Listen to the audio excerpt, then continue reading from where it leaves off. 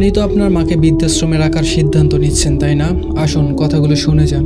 কয়েকদিনের পোষা পাখিটা যদি হঠাৎ করে উড়ে যায় তাহলে আপনি অনেক কষ্ট পাবেন, সর্বোচ্চ আপনি কাঁদবেন।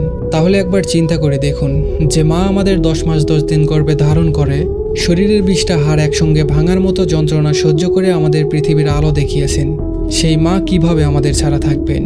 মায়েরও কষ্ট আছে, আছে নীরব আর্তনাদ, যেগুলো সর্বদা অপ্রকাশিত। কেবল অনুভূতিটাই বেঁচে থাকে। তবুও আফসোস, এই মায়েদের স্থান হয় বৃদ্ধাশ্রমে বা পাশের কোনো বস্তিতে অথবা মানুষের দ্বারে। তাহলে কি এমন শিক্ষিত হলাম আমরা? কোথায় আমাদের মানবিকতা? আমরা কি এতটাই অপারগ? অনেক তো প্রশ্নই আছে, কিন্তু উত্তরটা নিশ্চুপ, তাই পৃথিবীও নিশ্চুপ। বৃদ্ধ বয়সটা প্রকৃতির খেলা, তাই এই বয়সে মাকে অবহেলার চোখে না দেখে বুকে আগলে রাখুন। তার দিকে ভালোবাসার হাত বাড়িয়ে দিন, আল্লাহ আপনার দিকে ভালোবাসার হাত বাড়িয়ে দিবেন। ভালো থাকুক পৃথিবীর সকল মা।